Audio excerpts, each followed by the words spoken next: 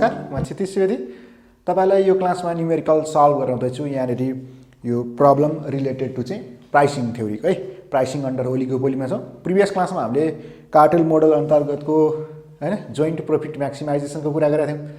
यो त्यो न्युमेरिकल पार्टहरुलाई मात्र गर्दैछु। यहाँनेरि यसको थ्योरी पार्टहरु छुट्टै छ, जसको लिंक मैले तल डिस्क्रिप्सनमा प्रोभाइड गर्दैछु। यसमा न्युमेरिकलको कुरा गर्दै जाँदाखेरि चाहिँ अब यहाँनेरि मसँग अर्को क्वेशन चाहिँ के छ भन्दा यो प्राइसिङ छ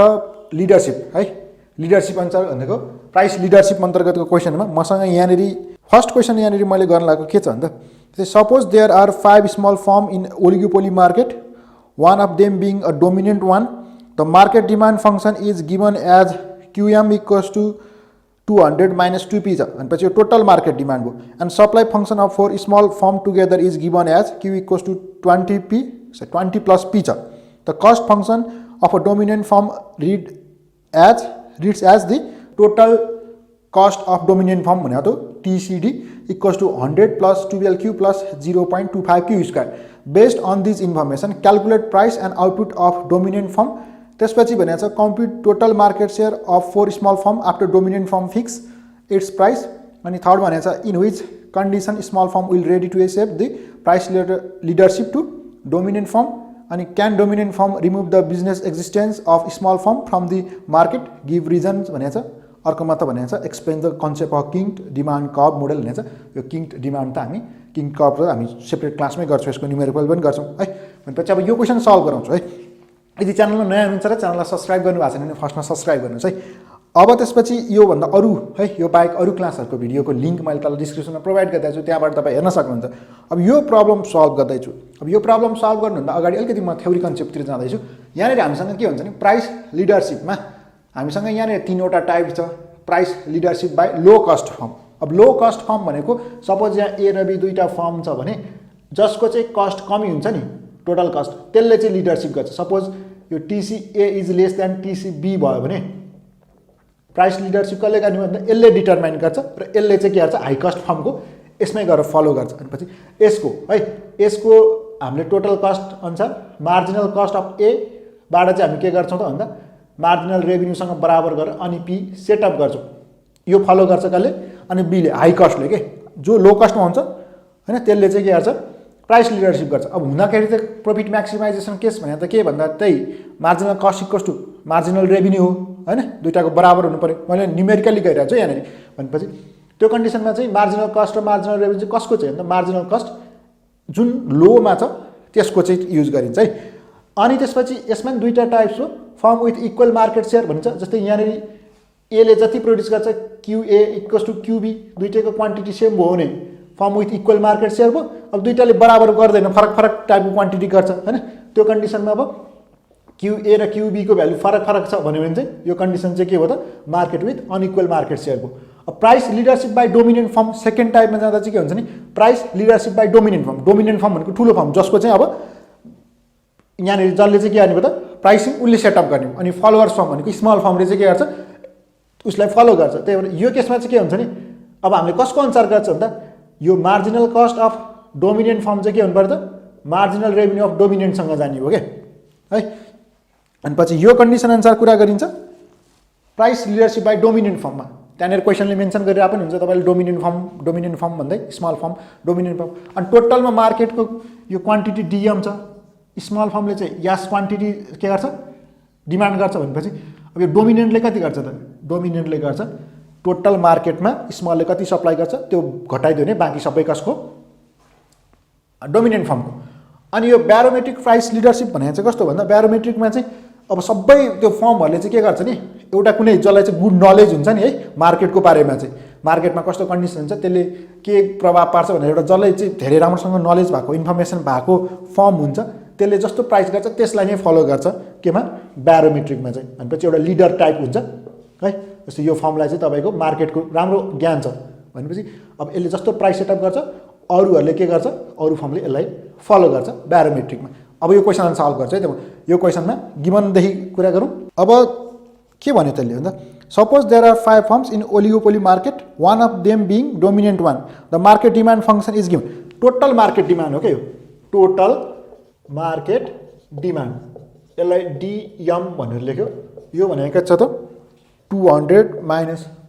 2p छ अनि त्यसपछि the market demand function is given भएस and supply function of 4 small form supply function of 4 small form यो टोटल सबैको लागि कुरा रे यसले लेखेको छ यो भनेको छ त 20 प्लस p लेखेको छ है अब हामीलाई के हुन्छ भने यो मैले यो कुरा गरौँ अब टोटलमा यति थियो स्मल फर्मले यति सप्लाई गर्छ अनि पछि देयरफोर सप्लाई फंक्शन अफ अथवा डिमान्ड अफ यस्तो भन्नु न डिमान्ड अफ डोमिनेन्ट फर्म भनेको चाहिँ यिनीहरु त मैले डी ले लेखेँ अथवा यसलाई क्यू ले लेखेँ Q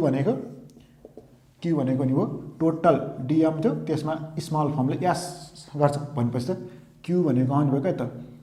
200 minus 2p minus 20 plus p है माइनसले खोल्दा यो माइनस हुने भयो यो पनि माइनस हुने भयो भनेपछि आउँछ के त 200 माइनस 20 गर्दा 180 minus 3p equals to Q भयो अब मलाई यहाँनिर के हुन्छ नि प्रॉफिट मैक्सिमाइजेसन गर्ने केसमा कुरा गरौँ भने त डिमान्ड केबाट स्टार्ट हुनु पर्यो p बाट स्टार्ट हुनु पर्यो त्यही p बाट चाहिँ स्टार्ट गर्छु 3p इक्वल्स टु यो माइनस त आउँदा प्लस भयो 180 माइनस क्यू भयो 3 ले उता गरेर डिभाइड गरौँ न 180 बाई क्यू डिभाइड बाई 3 हुन्छ भनेपछि यो खास कस्तो हुन्छ मैले यहाँनिर यो 180 बाई 3 माइनस 1 बाई 3 क्यू यस्तो हुन्छ है खास है भनेपछि p भनेको त्यहाँ आयो त 60 माइनस 0.333 क्यू यो मैले तपाईहरुलाई देखाइदिएँ है डाइरेक्ट तपाई यो खास यहाँ यो देखाउनै पर्दैन यो दुईटा यहाँबाट गरे भइहाल्यो अनि पछि डोमिनेन्ट फर्मले p इक्वल्स टु रिलेसन लगाएँ p equals to 60 minus 0.333 Q भयो यति भइसकेपछि मलाई चाहियो के मलाई त चाहियो मार्जिनल रेभिन्यू अब त्यो मार्जिनल रेभिन्यूको लागि पहिला सुरु मैले के निकाल्ने भन्दा total revenue of dominant form है डोमिनेन्ट फर्मको लागि रेभिन्यू कति भयो त p इन्टु क्यू p भनेको 60 माइनस 0.333 क्यू इन्टु क्यू भनेपछि आयो के त 60 minus 60 Q minus 0.333 Q square यो रेभिन्यू भनेको अब मार्जिनल रेभिन्यू कति नि भयो त मार्जिनल रेभिन्यू केलाई डेरिभेटिभ गर्ने 60 क्यू लाई डेरिभेटिभ गर्दा 60 मात्र भयो अनि 0.333 क्यू स्क्वायर गर्दा यसलाई मल्टिप्लाई गर्छ भनेपछि 0.666 क्यू भयो यो मार्जिनल रेभिन्यू भयो नाउ के गर्नुपर्ने भयो त हामीले डोमिनेन्ट फर्मको लागि कुरा रहेछ भने चाहिँ डोमिनेन्ट फर्मको मार्जिनल कस्ट र डोमिनेन्ट फर्मकै मार्जिनल रेभिन्यू के हुनुपर्ने हो बराबर हुनुपर्ने हो अब यो केसमा हामीलाई दिएको छ के त मार्जिनल कस्ट निकाल्न पर्यो टोटल कस्ट दिएको छ हामीलाई टोटल कस्ट कति भयो टोटल कस्ट भनेको हामीसँग चाहिँ यहाँनिर read as 100 plus 12 cube plus 0.25 Q square हुनेछ पछि यसलाई डेरिभेटिभ गर्दा मार्जिनल कस्ट आउँछ 100 को त 0 भइहाल्यो कन्स्टेन्ट 12 क्यू को 12 अनि 0.25 क्यू स्क्वायर यसलाई मल्टिप्लाई गर्दा प्लस 0.5 क्यू यो मार्जिनल कस्ट भयो पछि अब हामीले के गर्नुपर्छ नाउ मार्जिनल रेभिन्यू चाहिँ केसँग बराबर हुनु पर्यो त marginal revenue equals to marginal cost डोमिनेन्टको भयो है अनि पछि अब यहाँनिर यो गर्दाखेरि 60 minus 0.666 Q equals to 12 plus 0.5 Q हुने भयो अब यो यता गर्दा minus 0.666 Q minus 0.5 Q equals to 12 minus 60 यो माइनस 1.166 क्यू इक्वल्स टु कति दिनुभयो त यो माइनस हैन दुईटा माइनस त यो पनि माइनसमै हुने भयो माइनस 48 हुनुभयो यो क्यान्सल गर्दाखेरि देयरफोर क्यू इक्वल्स टु यता गरेर डिभाइड गर्ने यो 41.16 हुँदो रहेछ यो क्यू को भ्यालु आयो यो क्यू भनेको कसको लागि थियो त यो अब डोमिनेन्ट फर्मको लागि थियो अनि डोमिनेन्ट फर्मले प्राइस कति सेटअप गर्नुभयो त डोमिनेन्ट फर्मको लागि प्राइस भनेको p इक्वल्स टु हामीले यहाँ रिलेसन बनाएको थियौँ p equals to 60 minus 0.333 into 41.16 price भयो प्राइस आयो के त रुपीज 46.29 क्वान्टिटी आयो प्राइस आयो है अब त्यसपछि उसले सोधेको छ के भन्दा calculate price and output of dominant firm price output भइहाल्यो compute total market share of 4 firm after dominant firm fix its price हुनेछ अनि पछि डोमिनेन्ट फर्मले के गर्यो डोमिनेन्ट फर्मले प्राइस फिक्स गरिसकेपछि अब के हुन्छ त स्मल फर्मको चाहिँ मार्केट सेयर कति होला भनेर भनेको छ अनि मार्केट सेयर यहाँनिर कति हुनुभयो त स्मल फर्मको लागि यस इक्वल्स टु 20 प्लस p भनेको 46.29 भनेको आएको त 66.29 युनिट्स यसरी यो मार्केट डिमान्ड हामीले निकाल्यौँ स्मल फर्मको लागि अब फेरि भनेको छ in which condition small firm will ready to accept the price leader to dominant firm अनि त्यसपछि can dominant firm remove the business existence from small firms of small firm from the market give reason भनेको छ के गर्ला त यो theory part छ है म एक्सप्लेन पनि गर्छु छुट्टै क्लासमा गरेको छु तपाईहरुलाई के लाग्छ है कमेन्ट गर्नुस् मिल्यो कि मिलेन है तपाईले के बुझ्नु भएको छ यो बारेमा कमेन्ट गर्नुस् हामी नेक्स्ट क्लासमा यसको डिस्कसन गरेर थ्योरी पार्ट छुट्टै गरिरहेको छ मैले यसमा न्युमेरिकल मात्र गरिरहेको छु भनेपछि यो पार्ट है अब अर्को क्वेशन गराउँछु मसँग अर्को क्वेशन छ यहाँनेरि मसँग यहाँनेरि क्वेशन चाहिँ छ के भन्दा यहाँ let demand function p equals to 210 - 5 q1 + q2 मा छ cost function of two forms tc1 equals to 10 q1 and tc2 equals to 30 q2 it is assumed that both form produces equal quantity and first one is determine the equilibrium output price and profit for leader form रे leader form भने अहिलेसम्म हामीले कुन चाहिँ leader कुन चाहिँ follower हामीलाई थाहा छैन त्यसपछि भनेको छ determine the profit for follower form is it rational to accept leadership when cost function of follower form increases to tc2 equals to 120 q2 भनेपछि यहाँ follower form कुन भयो भनेपछि त्यो उसले 2 भनिरहेको छ भनेपछि त्यो सेकेन्ड फर्म भयो अब भनेपछि माथिल्लो क्वेशनमा हामीलाई के भनेको थियो determine the equilibrium output price and profit for leader firm भनेपछि लिडर कुन हुनुभयो त लिडर भनेको फर्स्ट हुनुभयो यहाँबाट छुट्टिरहेको छ माथि मात्र क्वेशन मात्र पढ्दा त थाहा भएको छैन कुन चाहिँ लिडर कुन चाहिँ फलोवर भनेर तल क्वेशनमा भने भएर एउटा फलोवर भनेर दिइसकेपछि हामीलाई के भयो त लिडर थाहा भयो भनेपछि अब यो कन्डिसनमा हामीले प्राइसिङ कसरी गर्छौँ भन्दा यो कन्डिसनमा हामीले अब सेटअप गर्छौँ डोमिनेन्ट फर्मको चाहिँ डोमिनेन्ट फर्म भनेको चाहिँ कुन भयो त TC1 है भनेपछि यो डोमिनेन्ट फर्मको चाहिँ मार्जिनल कस्ट चाहिँ के भन्छ मार्जिनल रेभेन्यूसँग बराबर हुनु पर्यो भनेपछि यो कन्डिसन अनुसार क्वेशन सल्भ गरौँ गिभनमा मसँग यहाँ के छ त given condition demand P equals to के छ त 210 - 5 q1 + q2 अब उसले क्वेशनले के भनेको छ भन्दा it is assume that both firm produce equal quantity भनेको छ भनेपछि since both firm produce equal quantity q1 equals to q2 equals to q गर्दै मैले भनेपछि p इक्वल्स टु कति लेख्नु पाएँ त 210 - 5 q + q भनेको यो p इक्वल्स टु 210 - 5 अनि यो 2 हुन्छ 10 क्युब भयो अब डिमान्ड कति हुने भयो त 210 - 10 क्युब भयो रेभेन्यू आउँछ रेभेन्यू भनेको p * q भनेपछि 210 - 10 q * q भनेपछि रेभेन्यू आयो 210 क्यू क्यू मात्र minus 10 Q square marginal revenue आउँछ मार्जिनल रेभेन्यू भनेको अब यसलाई डेरिभेटिभ गर्दा 210 को क्यू गर्दा 210 माइनस यो 20 क्यू यो मार्जिनल रेभेन्यू हो यहाँसम्म हामीले कुरा गऱ्यौँ त्यसपछि हामीलाई दिएको छ के त कस्ट फंक्सन दुईटा फर्मको दिएको छ TC1 इक्वल्स टु कति दिएको छ त 10 q1 भनेपछि यसको मार्जिनल कस्ट कति आउनुभयो त 10 मात्र आउनुभयो अनि TC2 इक्वल्स टु कति दिएको छ त TC2 इक्वल्स टु 30 q2 भनेपछि marginal cost of second form कति भयो त 30 मात्र हुने भयो अब हामीलाई यहाँनिर के चाहिँ गर्न पर्यो त भन्दा प्राइस यहाँनिर यहाँ लिडर फर्म कुन भयो त यहाँनिर लिडर भनेको 1 हामीलाई कसरी थाहा पायो त सेकेन्ड क्वेसन भनेको फलोवर फर्म भनेको चाहिँ 2 भनेपछि 1 भयो अब फर प्रॉफिट म्याक्सिमाइजेसन के भयो त अथवा इक्विलिब्रियम कन्डिसन जे भने पनि त हो है इक्विलिब्रियम कन्डिसन भने पनि के हुने भयो त मार्जिनल कस्ट अफ यो C1 चाहिँ हैन फर्स्ट फर्म चाहिँ केसँग बराबर हुनु त मार्जिनल रेभेन्यूसँग भनेपछि यो अनुसार कुरा गर्ने कति हुने भयो त यो 210 - 20 क्यू इक्वल्स टु 10 अब यो कुरा गर्दा -20 क्यू इक्वल्स टु यता जाँदा 10 - 210 -20 Q equals to -200 minus minus cancel therefore Q equals to कति आयो त क्यू इक्वल्स टु 10 आयो भनेपछि क्वान्टिटी कति आयो त क्वान्टिटी हामीलाई आयो 10 अब यसै गरी पछि क्वान्टिटी आइसकेपछि प्राइस कति हुनुभयो त प्राइस सेटअप गर्दाखेरि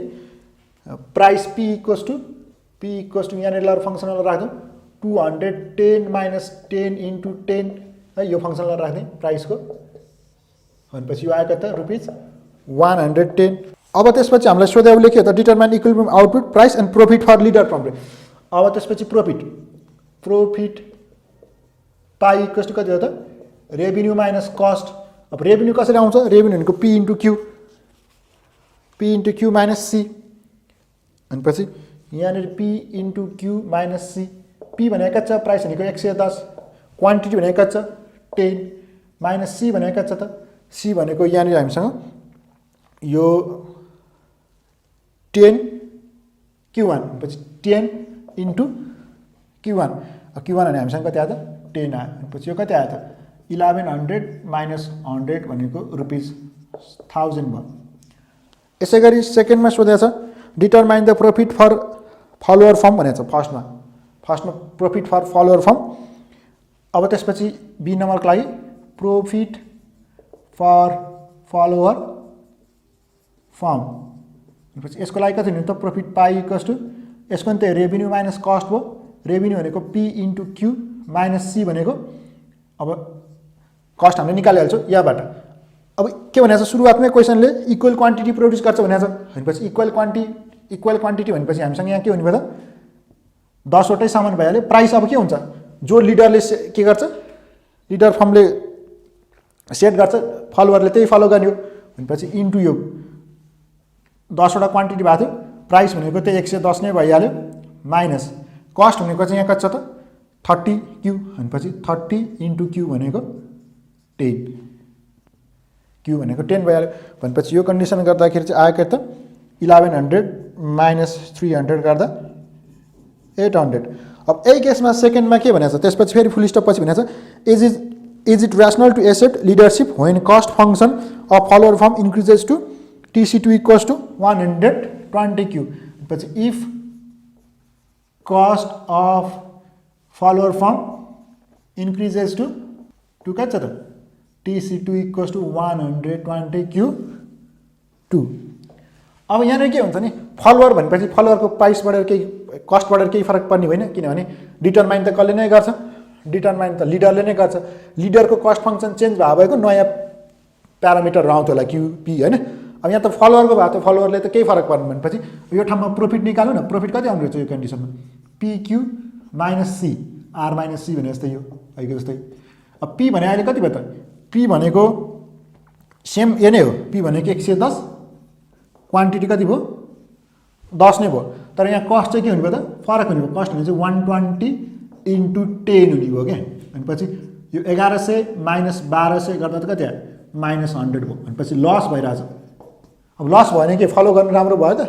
फलो गर्न सकिन्छ त घाटा खाइ बेच्न सकिन्छ त भनेपछि is it rational to accept leadership अब भनेपछि लिडरसिपबाट छोड्न पर्यो है उसको फलो गर्न भएन किनभने उता कम्पनी नै माइनसमा गइसक्यो लसमा गइसक्यो। पछि यसरी यो क्वेसन गरेर सल्भ गर्न सकिन्छ है भनेपछि मैले यो क्लासमा यो रिलेटेड क्वेसनहरू सल्भ गरेको थिएँ। अब नेक्स्ट क्लासमा मैले यो प्राइसिङ चाहिँ जोइन्ट प्रोडक्टहरूको है भनेपछि मल्टिपल प्रोडक्टहरूको अनि त्यसपछि यहाँनिर अझै बाँकी नै छ यसकै है हामीले कोलिसिभमा गऱ्यो नन कोलिसिभमा किङ्ड डिमान्ड कर्भको एक्सप्लेन गरेर त्यसको कसरी प्रब्लम सल्भ गर्ने किङ्ड प्राइस होइन यो निकाल्न बाँकी छ। अनि त्यसपछि यो प्राइसिङमै अन्तर्गत हामीसँग बाँकी छ चाहिँ यो प्राइस डिस्क्रिमिनेसन है भनेपछि यो टाइपहरू गर्छौँ नेक्स्ट क्लासमा जसको लिङ्क मैले तल डिस्क्रिप्सनमा प्रोभाइड गरिदिरहेको छु है। यो क्लास चाहिँ यति नै।